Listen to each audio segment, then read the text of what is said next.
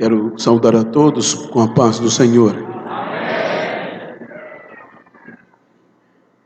Quero dizer-lhes da minha gratidão a Deus pelo rico privilégio de poder estar esta noite entre vós, participando deste trabalho estimulativo e pela primeira vez na cidade de Divino.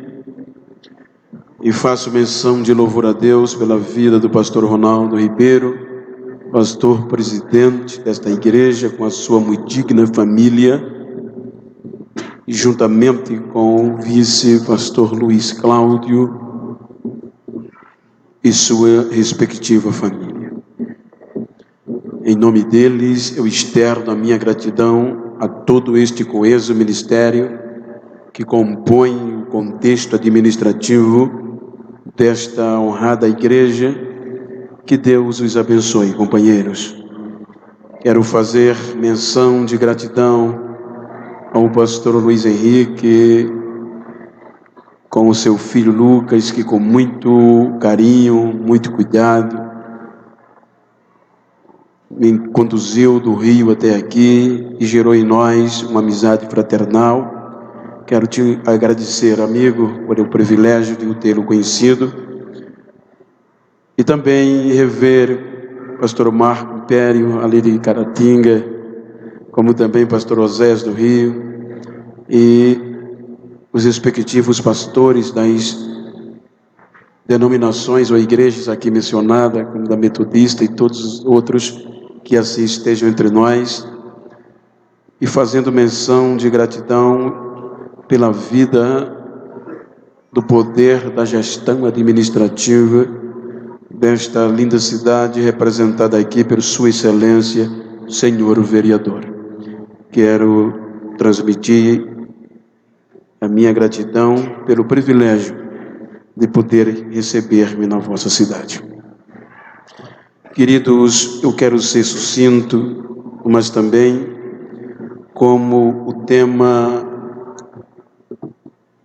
o objetivo é nos despertar a continuar pregando o Evangelho, clamando e ouvindo o clamor desta necessidade em um período odierno. Quero ler um texto que está na carta ou epístola que o apóstolo São Paulo escreve aos Romanos. Capítulo 1, versículo 16, há um texto do qual eu quero tomar base para falar-lhe sobre a mensagem que está no meu coração. Capítulo 1, versículo 16, há um texto que diz: porque não me envergonho do Evangelho de Cristo, pois é o poder de Deus para a salvação de todo aquele que crer, primeiro do judeu e também do grego.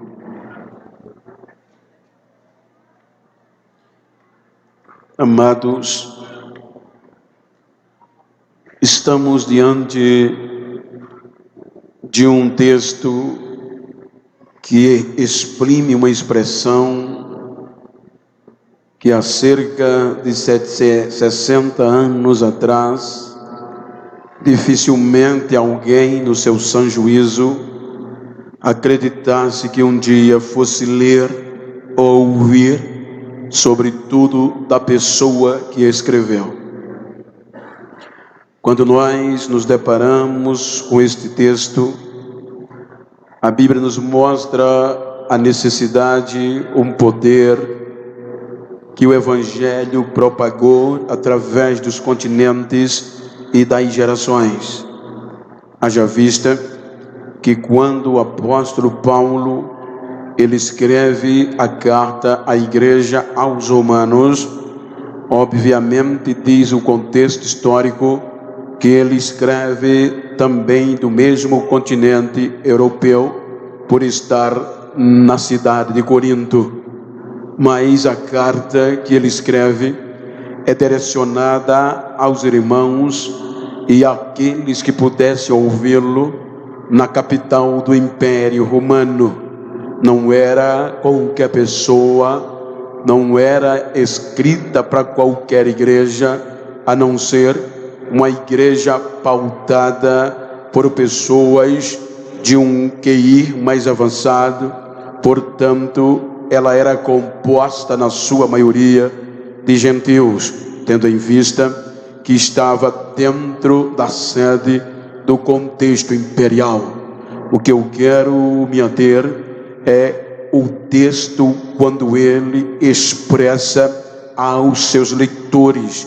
Ele é muito explícito em dizer a sua situação, o seu contexto, a sua opinião, e ele identifica, se nós observarmos, independente do dialeto, independente do idioma, independente da cultura, independente do tempo, o termo vergonha escrito neste texto, ele sempre foi sinônimo de miséria, sempre foi sinônimo de menosprezo, sempre foi sinônimo de algo pejorativo. Quando ele faz menção, ele identifica, os irmãos hão de convir que esta palavra, ela se aplica em todo o contexto pejorativo ou estimulativo, de uma forma conforme seja expressa. Alguém que pode dizer, eu não me envergonho disso, eu não me envergonho daquilo, ele se expõe. Portanto, quando o apóstolo fala, ele identifica, ele diz, eu não me envergonho do Evangelho de Jesus Cristo.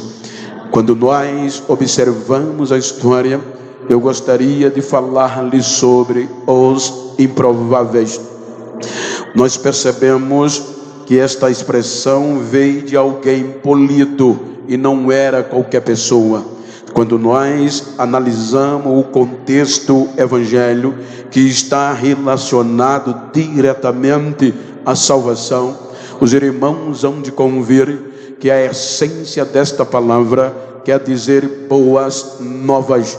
Isto implica dizer que o evangelho era algo novo, que superou e que nunca tinha acontecido nenhum ensino, nenhuma doutrina como o evangelho, tendo em vista que o evangelho era a boa notícia de que o reino de Deus estava sendo estabelecido na terra. Quando nós observamos todo o contexto histórico, os irmãos vão entender o porquê desta expressão. Os irmãos, ao ler o Velho Testamento, sabem que o maior projeto da parte de Deus para promulgar este reino se chamava Israel. Israel era um projeto missionário da visão transcultural. Quando eu digo na visão transcultural, é que Israel foi levantado por Deus para este fim, para este momento, para proclamar a sua grandeza em todos os continentes, América, Oceania, Ásia e assim Europa sucessivamente. Quando nós observamos o contexto, Israel, ele deu mais valor à letra, tendo em vista que a história do contexto cultural de Israel, ele nos diz o seguinte, que havia alguns pormenores com base na lei. Se nós olharmos o desenvolver de um jovem, de uma pessoa hebreia, era meramente voltado para a lei, que é os primeiros 5 livros do Velho Testamento, conhecida como Torá ou Pentateuco. Portanto, neste contexto, os hebreus tinham como inadmissível um hebreu não conhecer a lei. Quanto mais era conhecedor da lei, mais honrado era. É aqui que existe um contexto que diz que uma criança judia ou hebraica, ela começava a ter o ensinamento acerca da lei a partir de 5 a 6 anos, para cumprir o que havia dito, ou para eles externar, que deveriam ensinar a criança o caminho que se deveria andar, para que quando ela crescer não se desviar. Então todo o contexto era voltado para a lei que Deus deu a Israel por meio de Moisés. Quando estas crianças elas começavam a estudar, elas tinham conhecido o primeiro período. O primeiro período ia geralmente até os 10 aos 12 anos, que era um período de descoberta. Era o período que esta criança hebraica tinha todo o privilégio de aprender a lei.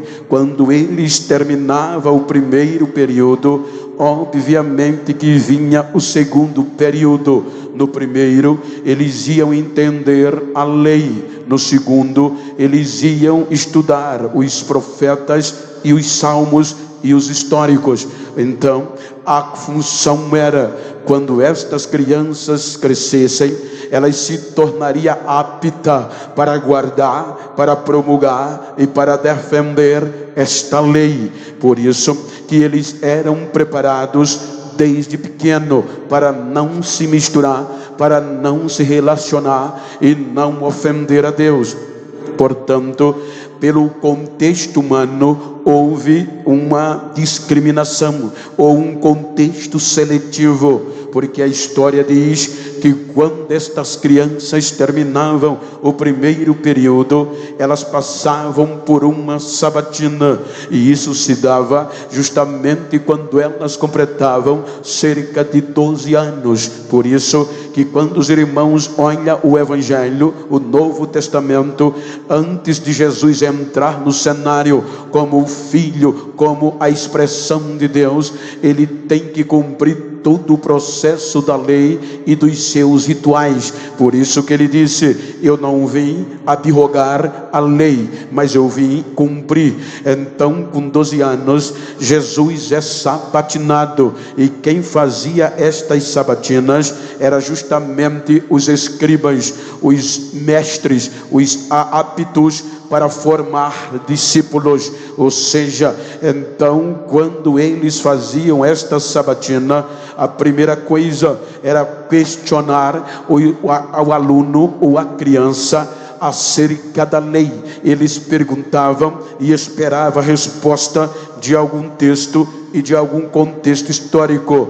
Quando as crianças respondiam, tudo que era perguntado era nota máxima, e estas crianças eram selecionadas para um segundo período. Aquelas que não tinham o privilégio de um QI mais avançado, ou aquelas que não tinham o privilégio de acessar o contexto da lei, então automaticamente já eram descartadas, já eram desiludidas acerca de ser um promulgador da lei, um defensor, um pregador da lei ou um discípulo. Então estas pessoas eram automaticamente descartadas. Por isso que o escritor faz menção de enfatizar a nota que Jesus teve na sabatina. Vejam que Jesus é o único aluno, o único sabatinado que a Bíblia diz que excedeu a expectativa dos mestres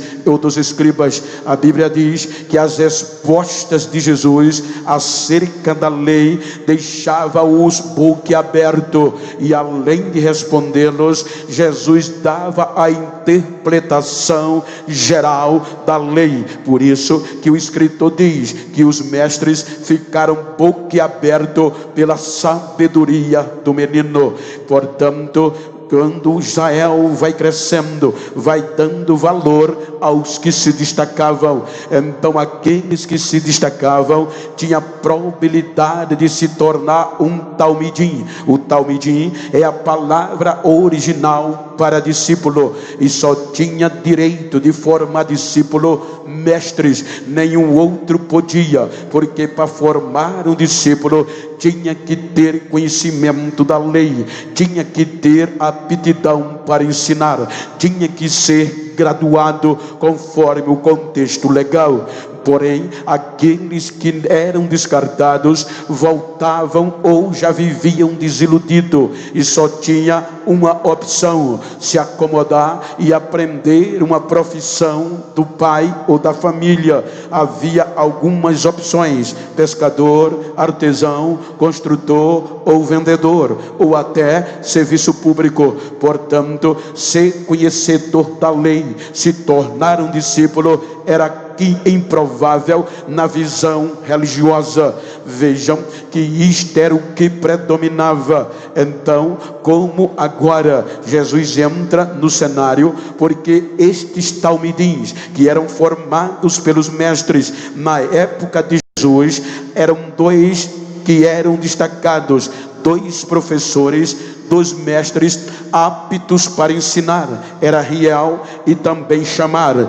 Estes dois tinham os seus próprios jugo. A palavra jugo na Bíblia era o ensino, a disciplina, a doutrina que um mestre dava aos seus discípulos. Por isso que Jesus faz menção: tomai sobre vós o meu jugo. Portanto, estes que eram aprovados, estes que se destacavam, entrava no segundo período. Agora era conhecer a lei, já tinha conhecido a lei, agora ia estudar os salmos, os proféticos e os históricos, e também aprender como um mestre era no dia a dia. Um discípulo não caía do céu, um discípulo não era simplesmente por querer ser, ele tinha que aprender passo a passo. E o segundo período, além de estudar, eles tinham obrigação que a partir da seleção eles deixavam de viver e começavam a viver para o seu próprio mestre. Era o mestre que dava razão deles viver. Então estes discípulos, eles tinham por costume cultural e religioso seguir ao mestre. Diz a tradição que os discípulos tinham o dever de se distanciar cerca de 3 passos de distância do mestre. Para quê? Para tudo que o mestre fazer, tudo que o mestre falar, eles ir captando para aprender. Há um contexto que diz, histórico, que no final de cada dia era obrigação dos discípulos ter o rosto sujo com a poeira que os pés do mestre produzia. Por isso que os irmãos vão ver, aonde o mestre estava, geralmente tinha discípulo por perto. Aonde o mestre estava, os discípulos não faziam milagre, porque a honra era do mestre. Porém, quanto mais valorizado, quanto mais honrado fosse o mestre, mais valorizado era o discípulo. Então era honroso para qualquer hebreu ser selecionado pelo mestre para ser um discípulo. E quando alguém percebia e via um grupo de discípulos, já identificava como os santos, separados. Estes são preparados, estes são sábios, estes são entendidos. Então era honra que faziam eles largarem tudo e viver para o seu mestre,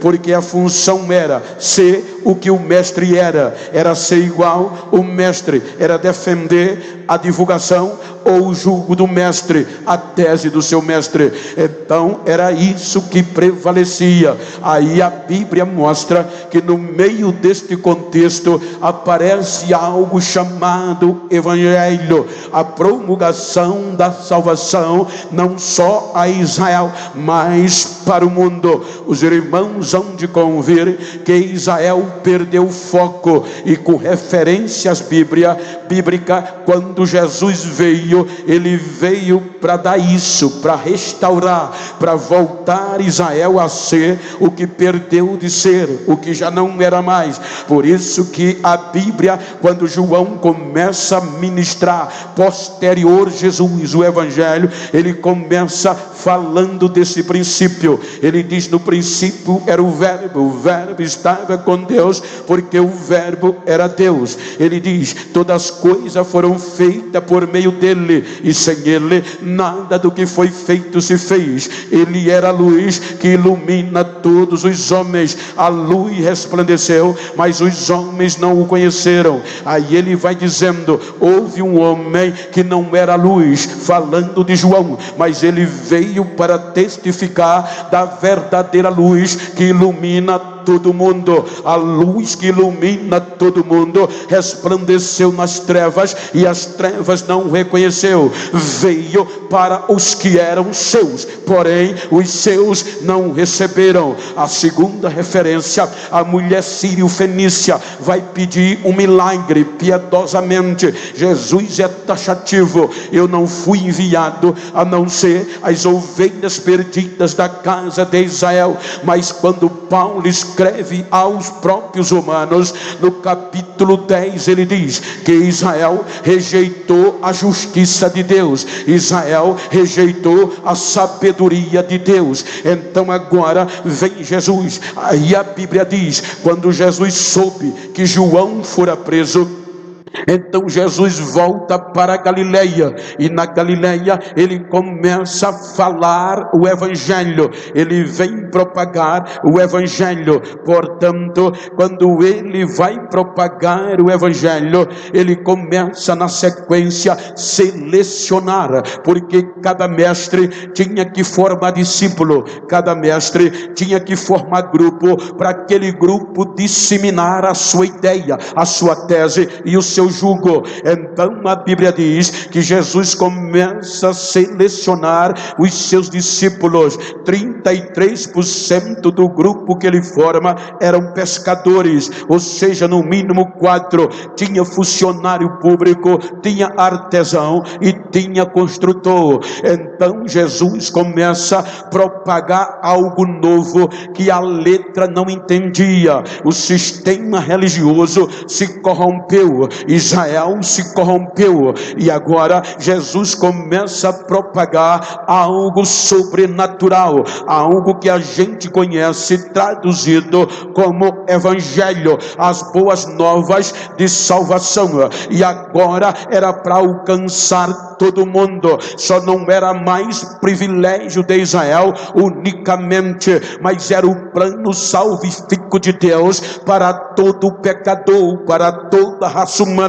E como Israel rejeitou, quem foi que Deus confiou por meio de Jesus? Aqueles que ninguém acreditava que um dia poderia propagar algo tão importante. A Bíblia nos mostra que todos os 12, na ótica da religião, na ótica normal, eram improváveis. Improváveis por quê? Porque todos eles eram descartados no contexto humano e no contexto religioso e sobretudo acadêmico. Então era a letra que prevalecia. Então Jesus agora sabe que aquela geração que tinha todo o preparo acadêmico e todo o preparo religioso estava corrompida, estava se formando para novas corrupções. Então Jesus sabia que o Evangelho era difícil de ser pregado, porque o próprio nome diz, era algo novo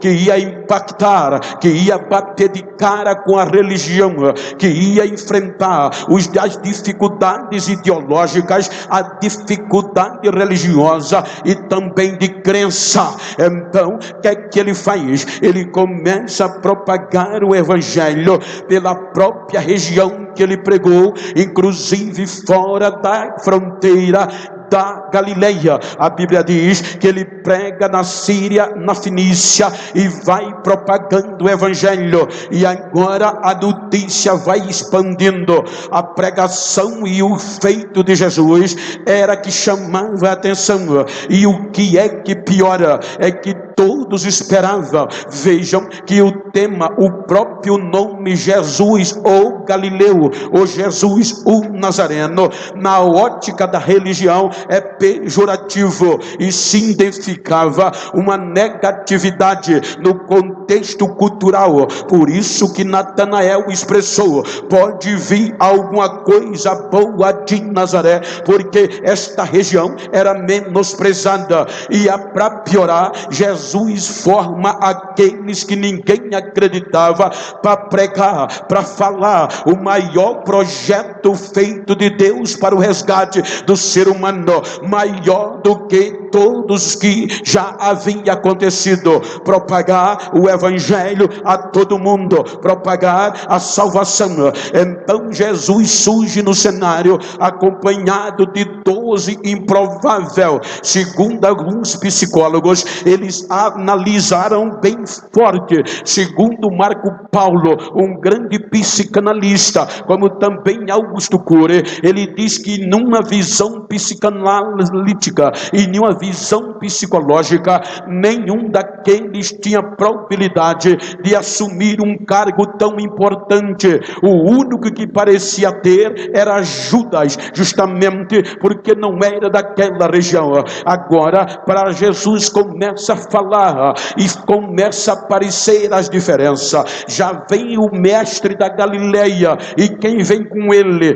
12 improváveis, 12 descartados. Então já começa de forma negativa, mas Jesus vai fazendo a diferença, porque os formados, os preparados só visava a letra, eles tinham conhecimento, mas não tinha algo que Jesus veio trazer. Por isso que quando Jesus passava, as coisas aconteciam e a notícia se espalhava: o Nazareno, o Galileu está passando aí, o Galileu está vindo aí. As pessoas se alvoroçavam, porque pela letra, pela lei, não tinha milagre, era racionalidade pura. O culto era a mesma coisa: sacrifício de manhã, sacrifício à noite, fogo aceso de manhã, cinza recolhida à tarde, fogo aceso de manhã, cinza recolhida à tarde. Matava boi, matava carneiro, de manhã matava novilho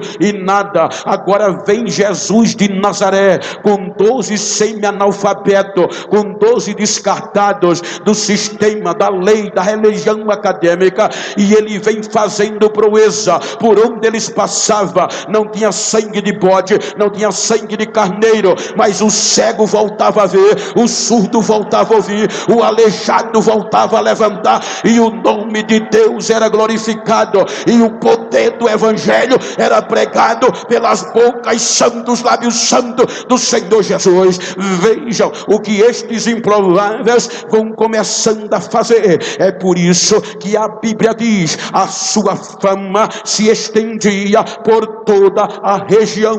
Então ele vai arrebentando no bom sentido com tudo. As aldeias sabiam: o Galileu vem aí. Os cegos já levavam aleijado para a beira do caminho. A Bíblia diz que até os pagãos, o evangelho, ele não só sacudiu Jerusalém nem a Galileia, mas ele ultrapassou o contexto intelectual. A Bíblia diz que até os gregos, até os sírios fenícios pegavam os seus doentes, os endemoniados, os possessos, os lunáticos, e trazia para este grupo. A Bíblia diz que quando eles traziam, Jesus levantava a voz e a mão, os demônios saíam correndo e ele curava todo das suas enfermidades. E evangelho é isso, evangelho é salvação, evangelho é libertação. Evangelho não é palco de fama para ninguém, evangelho não é meio de vida para ninguém, é vida inteira para aqueles que crê neste Jesus.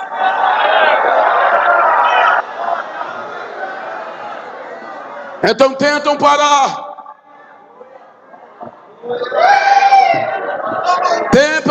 Jesus e o seu grupo, porque Jesus e o seu grupo virou ameaça para o sistema. Jesus e o seu grupo virou ameaça para quem entendia.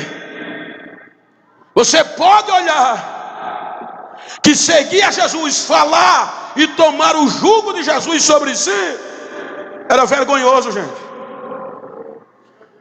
Para a religião, para os entendidos e para os sábios. Pode olhar, que você vê a Bíblia dizendo, onde Jesus passava, vinha multidão, mas uma multidão de ralé, ex-prostituta, ex-drogado, ex-cego, ex-coxo, ex-aleijado, ex-desacreditado, aqueles que não tinham esperança. Por onde Jesus passava, ia mudando tudo e arrastando tudo. Quem tinha pecado vai não peca mais, quem tinha demônio vai ser livre, quem não tinha visão volta a ver. E o grupo ia crescendo, mas não tinha ninguém importante, porque o que era o importante, mesmo acreditando, tinha vergonha, porque se espalhou que eles eram improváveis. E os judeus, os preparados, diziam: quem não conhece a lei é maldito. Então, para os entendidos, este grupo era maldito. Então disseminaram: vergonha seguir a este Jesus. Pode olhar que o próprio doutor Nicodemo acreditou, mas ele não teve coragem de acompanhar. Foi de noite e confessou, disse: eu sei que tu és mestre e vindo de Deus, porque ninguém faz os sinais que tu faz se Deus não for com ele. Mas no dia a dia não estava não com Jesus, porque era botar a cara para bater, era ser chamado de ignorante, era perder status.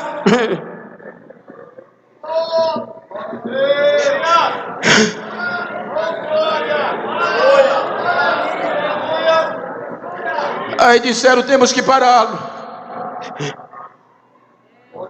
Ofereceram propina, Jesus não aceitou. Colocaram pegadinha, Jesus não caiu nenhuma. Aí a Bíblia diz que por causa do que ele fazia, agora procuravam não para prendê-lo, mas para matá-lo. Qual era o objetivo? Acabar com esse negócio do evangelho, gente. Tirar os ensinos de Jesus do coração das pessoas. E se matar a cabeça, o resto morre.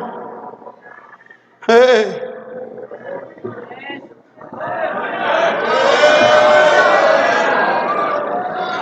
Mas ele dizia: é necessário que o Filho do Homem padeça, é necessário que o Filho do Homem até morra, mas no terceiro dia só são necessários 3 dias, eu vou voltar.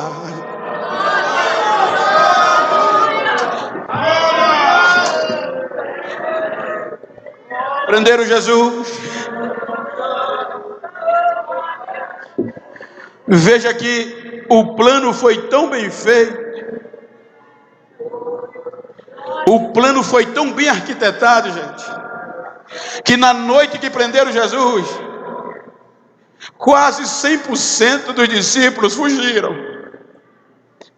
Porque além de ser vergonha, além de serem taxados de miseráveis, por propagar o jugo de Jesus e aceitá-lo, agora corria risco de vida. Levam Jesus à cruz, e nenhum discípulo vai ajudar. Pastor Luiz Henrique, Jesus com a cruz nas costas, e não tinha um discípulo para ajudar a carregar. Foi preciso um preto.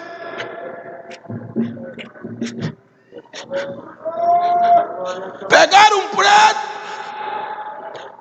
ajuda ele, Simão Sirineu.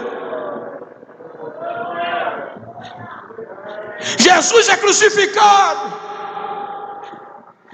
e pela lei religiosa, as últimas 3 horas de Jesus foi a mais cruciais. De 3 às 6, quando ele entrega o Espírito e morre, são 3 horas da tarde. E pela lei dos judeus, religiosa. 6 horas da tarde o corpo dele tinha que estar fora da cruz. Se não tivesse, ia ser enterrado como um Zé Ninguém. E veja que não tem um discípulo para tirar o corpo dele da cruz. Agora olha o que é que o poder do evangelho faz. Quando não tinha nenhum discípulo, quem é que aparece no contexto? José de Arimateia e quem? Nicodemos. O doutor que não apareceu no dia a dia, na hora crucial chega. A Bíblia diz que José e Nicodemo investem pesado. Gente, para todo mundo, inclusive para os discípulos, esse ponto aqui era decisivo. Era só um cadáver. Veja que são os dois únicos que investem muita coisa num cadáver. Enquanto a gente prega, entre aspas, enquanto a gente tem a história e a gente fala do poder de Jesus e a gente procura matar um ao outro, esses dois homens vão acreditar em um cadáver e investir tudo na obra missionária. Compra o túmulo, pede o corpo, compra fardamento fúnebre, e era caro. E diz: ele não pode ser enterrado como qualquer um, ele é diferente. Coloca ele no túmulo com toda a honraria, com bálsamo, com tudo específico e riquíssimo, e joga Jesus no túmulo. Era o que ele queria. Mas vem o primeiro dia, vai o segundo dia, no terceiro dia a Bíblia diz que a morte não pôde sustentá-lo. Então o que é que acontece? A morte perde a força e Jesus é ressuscitado. O Pai ressuscita Jesus. Aparece os discípulos, deixa correr. Aparece aos discípulos. E a Bíblia diz que ele passa. Isso aqui é lindo, gente. Isso é evangelho. Evangelho é isso que a gente vai falar agora. A Bíblia diz que todos. Pedro tinha negado. João, o mais chegado, esfriou. Os discípulos de Emaús diziam: juntou a mala, vamos voltar para a nossa velha vida. Pensávamos que era ele. Outros já tinham vazado. Tomé, alguém dizia: está dizendo que não acredita. A notícia chegou que o senhor está vivo e ele não acredita. E Jesus vai atrás de um por um, gente. Não são eles que vão procurar Jesus, é Jesus que vai atrás deles. Me ajuda aí. Veja o seguinte. Aleluia. Eu digo isso, já disse algumas vezes que falo da cruz.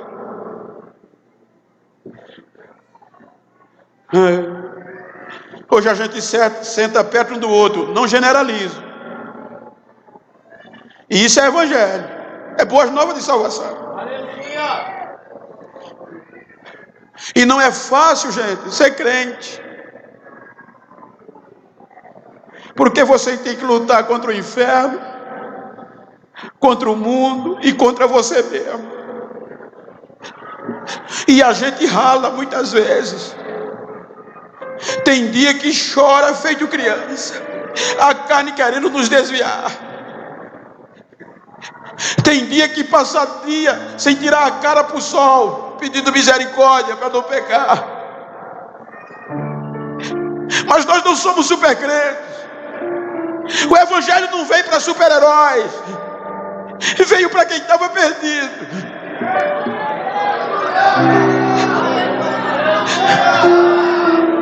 E muitas vezes o poder do evangelho resgata o perdido da vida. E às vezes nas suas fraquezas ele comete um erro. E a primeira coisa que a gente faz é virar as costas, entre aspas. Não estou coadunando com o erro de ninguém, mas é a realidade.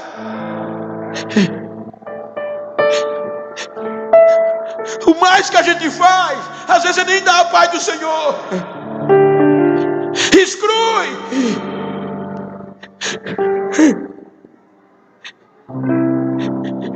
Veja o que Jesus disse: eu vou fazer de vocês pescadores de homens.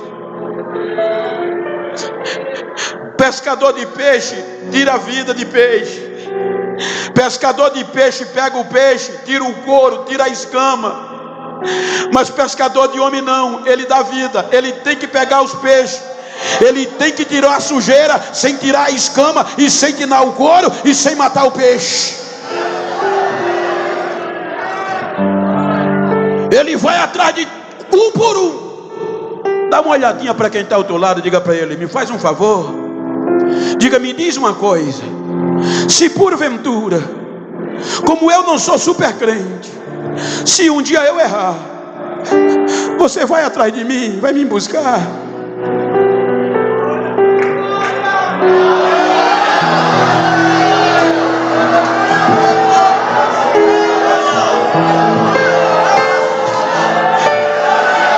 Isso é evangelho.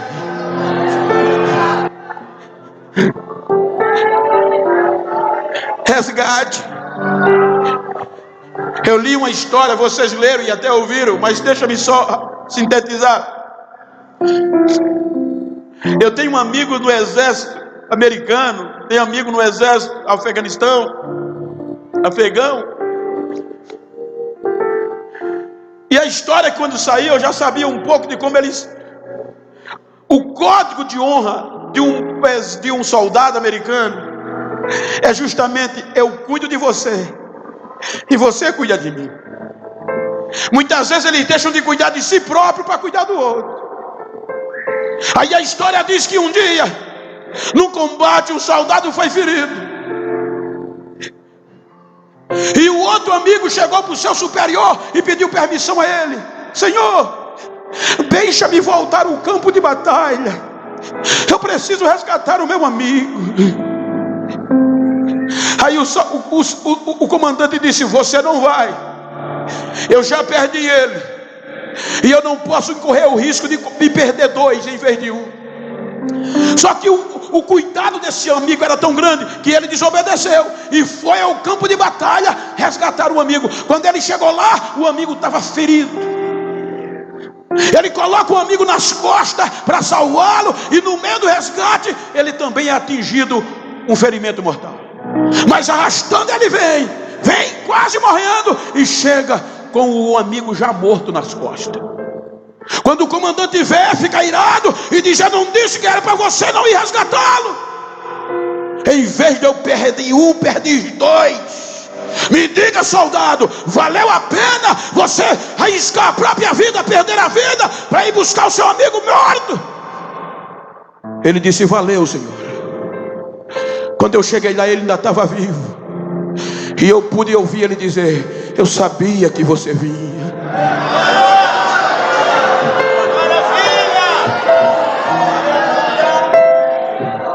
Evangelho é isso. Eu vim salvar e buscar aqueles que se haviam perdido.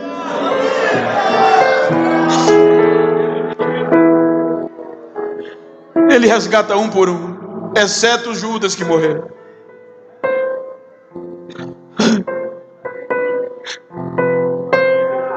Promete-os não deixar só. Passar 40 dias falando acerca do reino que Deus estabeleceu entre os homens. Está em Atos capítulo 1. Volta aos céus com a promessa: eu vou preparar lugar para vocês, e eu volto outra vez, e quando eu voltar vou levar vocês para mim mesmo.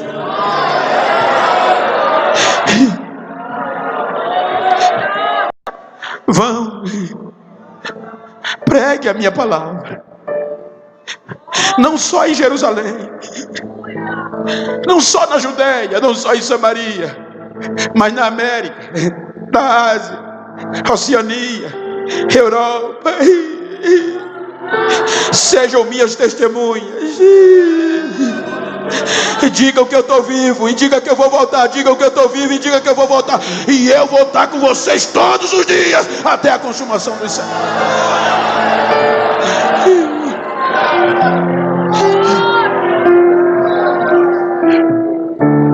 Ele vai. O Espírito Santo vem. E o Espírito Santo vem para quê? Para ensinar, para lembrar o que ele tinha ensinado. E para convencer o pecador. A nossa função é pregar. O amor por esse negócio chamado evangelho, que às vezes, quando a gente prega que não ganha uma alma, fica triste. Mas o nosso dever é pregar e viver. Quem convence é o Espírito Santo. Não só, mas todos nós, é Ele que convence. Vai ter um juízo. Você não merecia, você era improvável, mas Ele acreditou. Dá uma olhadinha para quem está do outro lado e diga: sabia que você era improvável? Veja o peso que veio sobre nós. Então, quando o discípulo recebe o poder do Espírito, é quando a Bíblia diz que eles começam. Pode observar, eu estou falando aqui não como teólogo, como bacharel em teologia, não, estou falando como um crente que lê a Bíblia. Que a maior função, o dever dos discípulos era mostrar para as pessoas que Jesus era o Cristo, o prometido, ungido. E ele morreu e ressuscitou. Esta era a mensagem principal. Não tinha negócio de toma uma chave de carro, tome, Deus vai te dar. Não, não, não.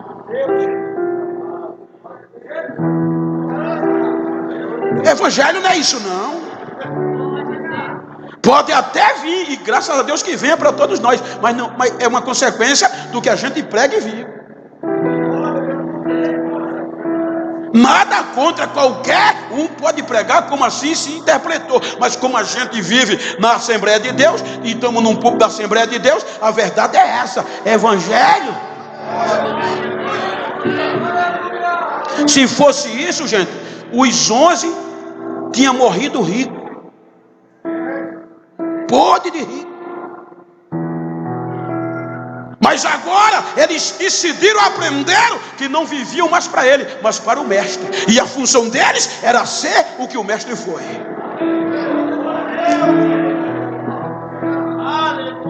Aí tentaram pará-los de toda forma. Quanto mais apertava, mais eles iam. Veja, por exemplo, tentaram pará-lo pela lei. Foi sancionada uma lei, é proibido. Quando souberam, os doutores, os entendidos souberam que Jesus estava vivo, aí disseram: bota uma lei, vamos sancionar. E a lei rezava: é proibido pregar e ensinar no nome. Veja só, era proibido pregar, e a palavra ensinar era os princípios. Doutrina é princípio, e dizer os princípios ou defender o que Jesus pregou. Por isso que no contexto, quando o coxo entra que aquele povo, quase 5.000 se convertem, aí a cúpula do judaísmo chamou logo o pé de João e disse: vocês não sabem que é proibido pregar e ensinar nesse nome? Vocês estão desobedecendo a lei? Aí Pedro, cheio do Espírito Santo, diz: é melhor obedecer aos homens ou a Deus? Ele estava querendo dizer: esse negócio é de Deus, não é de homem não. Então eu morro, mas não desobedeço. Olha, gente, a Bíblia diz que desceram chicotada nos dois, botaram na cadeia. Isso implica dizer que o sangue desceu. Eles, na noite que botaram ele preso, mesmo de noite, o poder do Evangelho trouxe os anjos do céu. O anjo abriu a porta, sem abrir a porta, tirou eles de dentro. E no outro dia, cedinho, está escrito, com a costa cheia de sangue, com a dor, eles já estavam pregando esse Evangelho de novo. E a gente hoje, com todo o conforto, uma gripe faz a gente...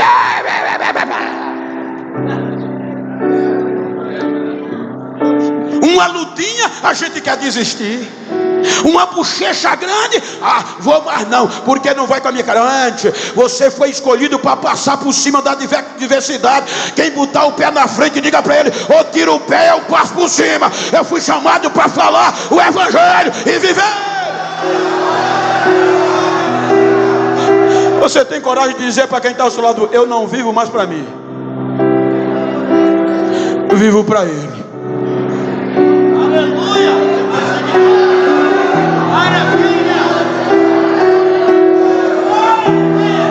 Eu ouvi de um amigo soldado afegão, ele no meio da guerra, e depois que ele disse, um afegão, um soldado afegão, ele não desiste da guerra. Por maior que seja o princípio de derrota, ele não levanta a bandeira branca. Um soldado afegão não deserta. Mas por que essa coragem? Ele disse: porque quando a gente deu a vida pela nação, a gente já morreu ali. Então o que vinha é lucro. Você lembra porque este mesmo Paulo, escrevendo, ele disse: se vivemos com ele, vivemos. Se morremos, morremos. Se vivemos ou se morremos, somos dele. Ou seja, o morrer para mim é lucro. Pode vir. Então diga: eu já morri lá no Calvário. Posso levantar a bandeira branca, mas não.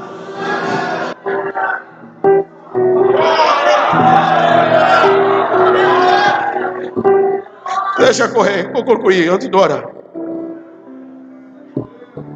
Aí agora, a lei, a cadeia não parou.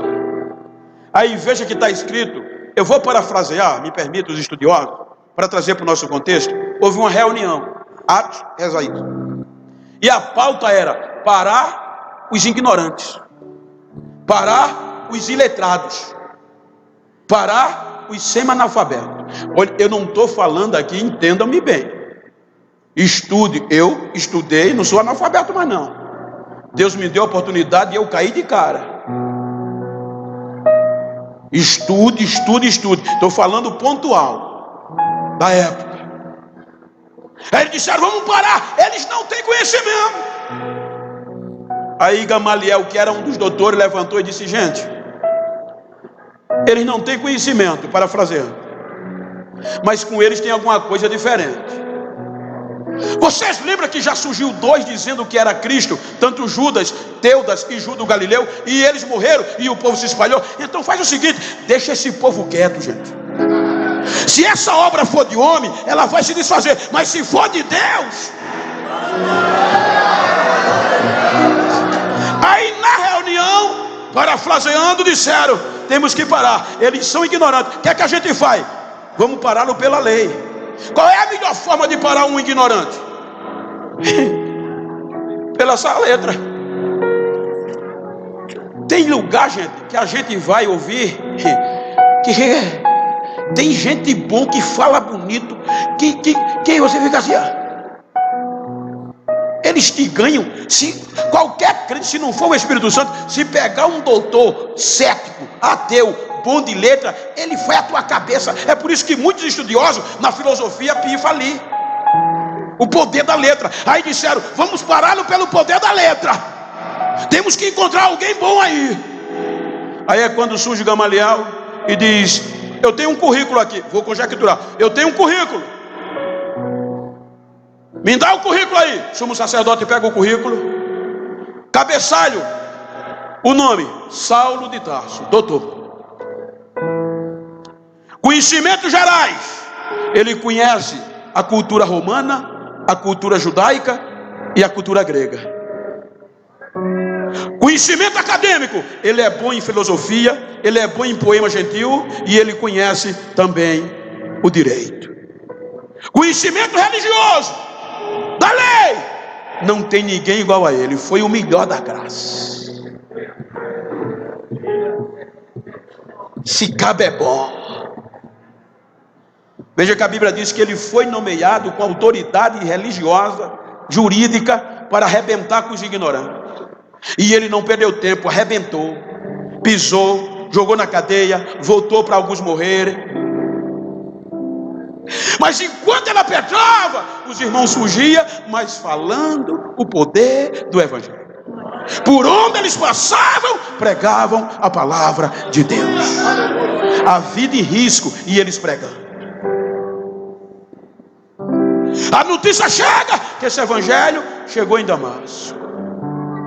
Aí o doutor, com raiva, vai para Damasco, prendeu os ignorantes, que se não desistisse e não blasfemasse, tinha que ser preso. Mas antes dele chegar em Damasco, uma luz mais brilhosa do que o sol. Saulo, Saulo, por que me persegues? Para Saulo, Jesus era ignorante, era da Nazaré até aqui. Veja que o texto em Atos diz, quando ele vai dar testemunho diante do rei Agripa, ele diz: veio uma luz maior do que o sol, que brilhava mais do que o sol, e quando a luz brilhou, eu e os homens que vinham comigo caímos por terra, e uma voz falou, e falou em hebraico. Jesus falou no top: eu vou mostrar a você quem sou eu. Você está achando que é alguma coisa? Quando ele caiu, só teve direito de duas perguntas: quem tu és? Eu sou Jesus, a quem você persegue. O que é que queres que eu faça? Entra na cidade.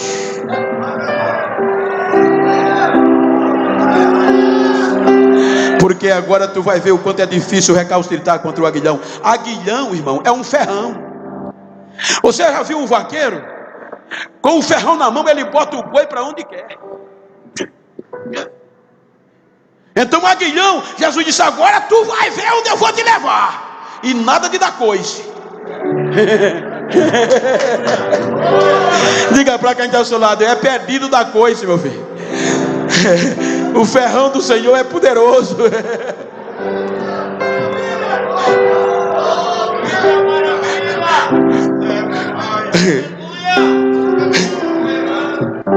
O doutor perde a fama.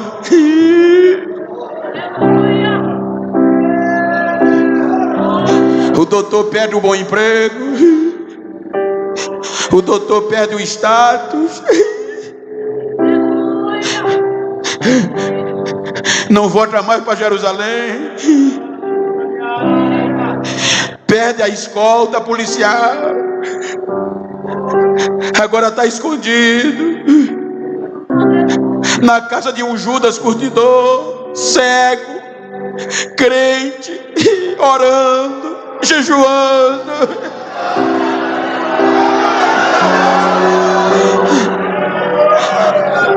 Aí Jesus vai na casa de uma visão, e um crente que falava desse evangelho, e diz: vai na casa, na rua chamada direita, na casa de Judas, tem um homem lá chamado Saulo, ele está orando, e eu ceguei ele, vai lá orar para ele receber a cura. Aí o Ananias, salvo engano, vai lá, quando estende a mão, a Bíblia diz que as escamas caem dos olhos de Saulo, e ele é cheio do Espírito Santo. Agora ele é cheio do Espírito Santo.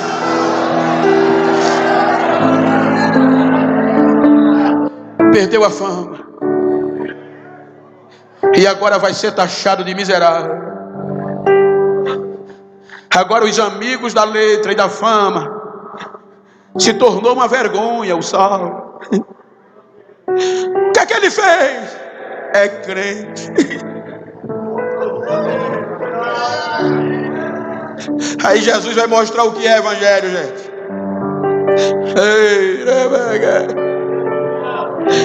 Tem muita gente por aí hoje, nada contra, muito pelo contrário, mas só estou dizendo porque eu estou falando do poder do evangelho, que prega uma mensagem, aí Jesus faz milagre, já pega uma pastinha, já não obedece mais a pastor, já quer abrir uma igreja, porque já quer fama. Aqui foram 14 anos, meu filho. Saiu de Damasco, não foi pela porta da frente, saiu pelo buraco no muro, dentro de um cesto, como se fosse uma abóbora podre.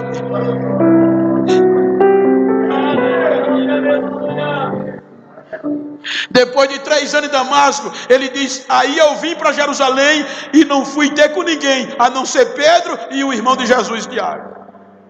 Aí ele diz: e os irmãos não me conheciam, os crentes não me conheciam. Depois de muitos anos, eles só ouviam dizer: aquele que nos perseguia agora está pregando a fé.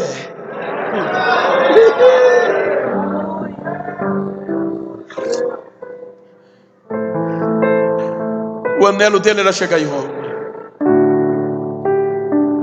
Veja que ninguém pôde parar esse povo, gente. A Bíblia diz que eles davam a vida, perderam a vida pelo poder do Evangelho, pelo amor ao Evangelho, por pregar o Evangelho. Qual foi o crime desse povo, gente? Falar o Evangelho, proclamar a salvação. E qual era o segredo? Eles estavam ouvindo o clamor das nações. A Bíblia diz que aquele Pedro, a história que aquele Pedro que numa noite só negou 3 vezes, agora é crucificado de cabeça para baixo e não desiste mais. A Bíblia diz que aquele Tomé, que disse que não acreditava, foi transpassado enquanto orava por uma espada. A história diz que aquele André, irmão de Pedro, foi crucificado em forma de X, perna aberta e mão aberta, e o prego batendo, e eles falando do Evangelho.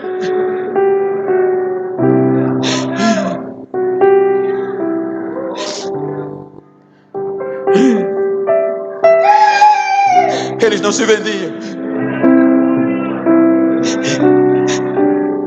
Hoje está fácil se vender. Vocês não sabem as propostas que eu recebo para deixar de pregar a Bíblia, para virar um astro, uma estrela.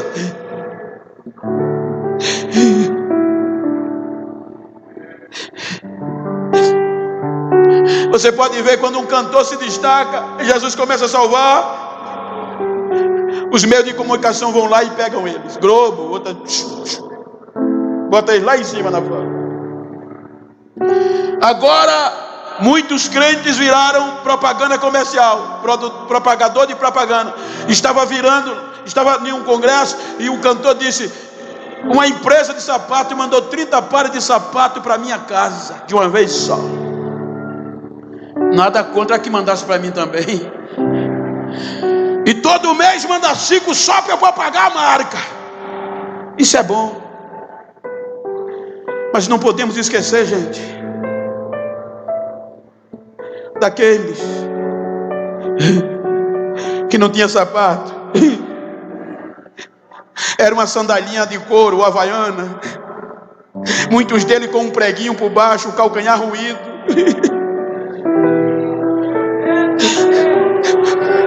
Não tinha depósito antecipado. Não tinha hotel 5 estrelas, graças a Deus que tem hoje. Não comia em restaurante chique como a gente come hoje. Era bolsinha de farinha de lado. Não pregava bonito como a gente hoje.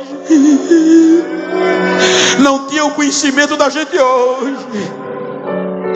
Mas chegava nas portas: Jesus salva, Jesus cura, Jesus batiza com o Espírito Santo e leva o homem para o céu.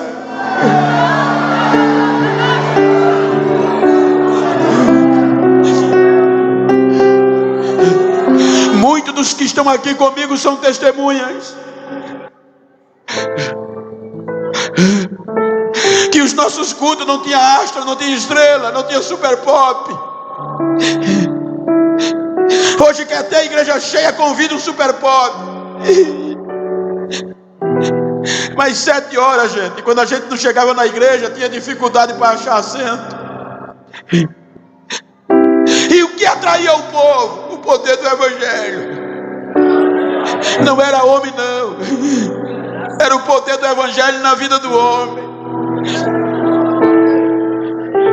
Os nossos trabalhos evangelísticos não tinha palavras lindas como a gente ouve hoje. Era a mensagem da cruz, era hino da cruz.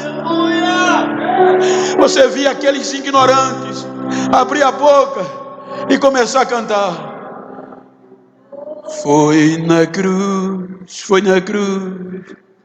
onde um dia eu vi meus pecados castigados em Jesus. Foi ali que eu os olhos abri.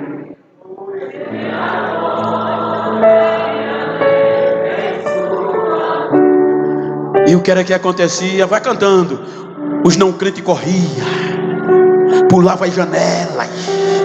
Jesus curava. Batismo com o Espírito Santo lá no meio da igreja, no altar. E eles só cantando e o Espírito Santo descendo. Era o poder genuíno. E as vidas aceitavam a Jesus.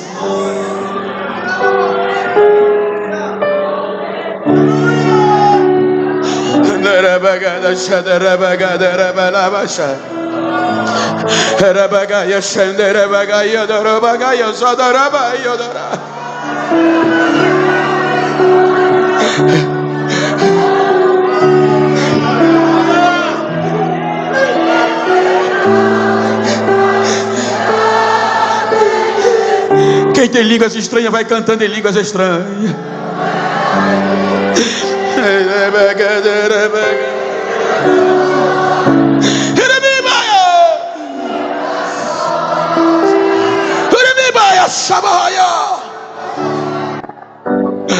Agora esse homem está escrevendo a capital do império.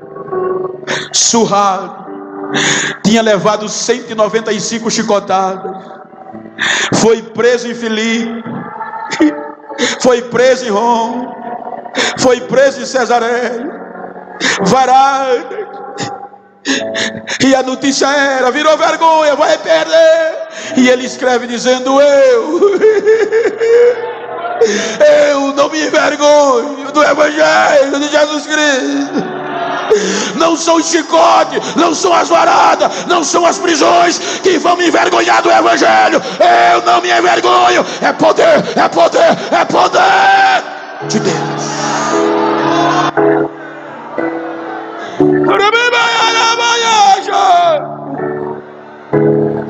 Fique de pé, por favor.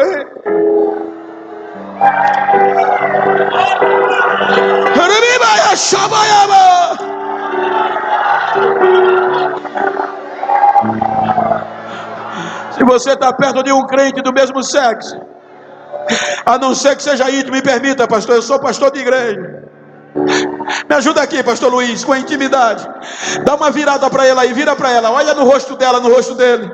Se você pode, com a permissão do pastor, vira assim para ele, vira assim para ela.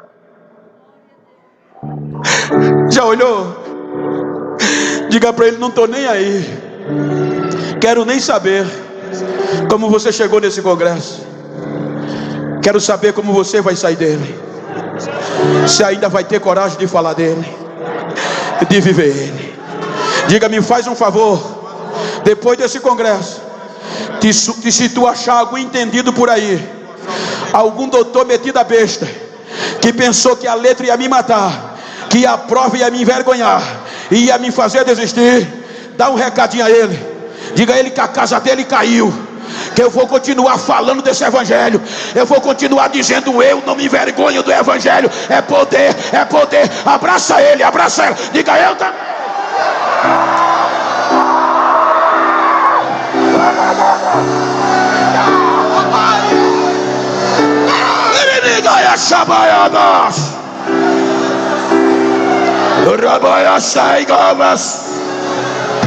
Right playa sapaya jai sauralas.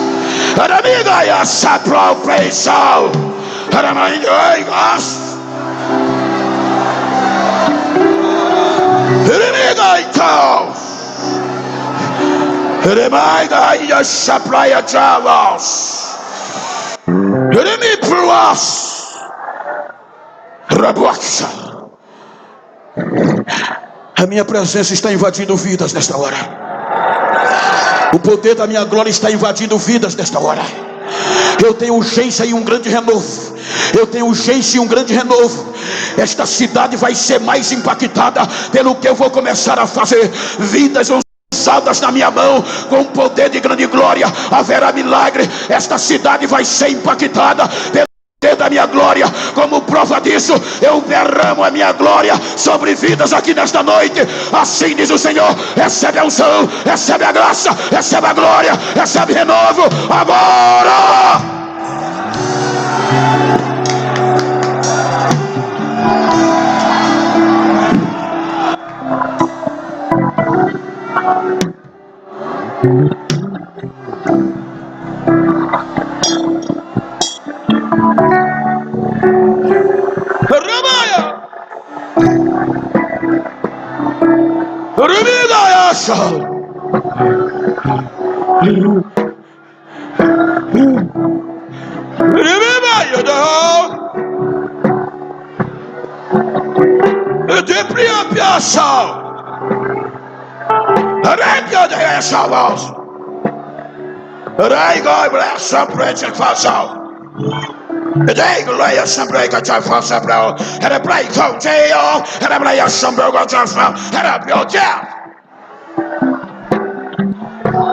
Pedras vivas estão saindo daqui.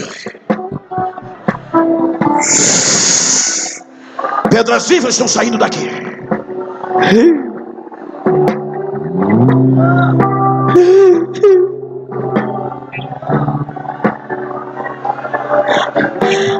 Deixa eu ver o barulho dos improváveis. A Assembleia de Deus é conhecida pelo barulho.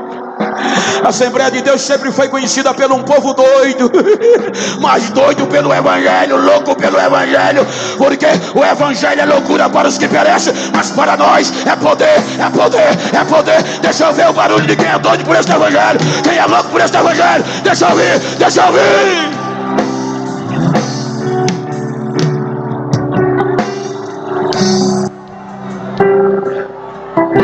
Cadê você que parou? Cadê você que desistiu? Cadê você que cantava e parou? Cadê você que cantava e parou? Que pregava e parou? Cadê você que adorava e te pararam? Cadê você, filha? Cadê você, filho, que afastou-se, que desistiu? Eu quero ver a primeira pessoa que está ouvindo este som, que quer tomar a decisão de voltar para casa ou aceitar Jesus como Salvador. Se você está perto dela, diga a ela que hoje é o dia. Deus tem urgência, filha.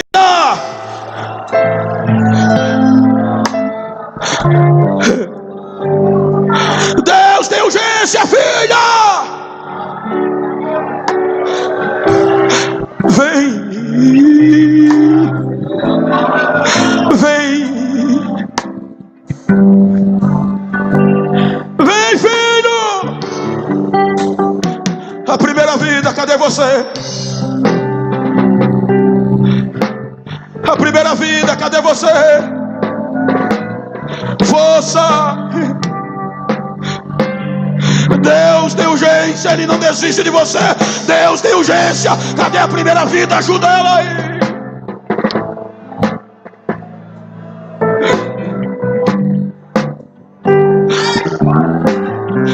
Deixa eu ver a mão, se assim você puder, de quem está afastado ou não é crente. Deixa eu ver se tem alguém não crente ou afastado da igreja de Jesus nesta noite entre nós. Se tem, me dá um sinal só com a mão direita para eu te conhecer.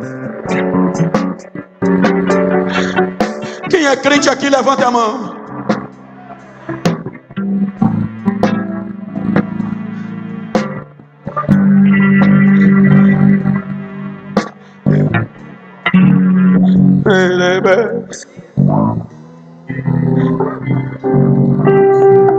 Deus não desiste de você.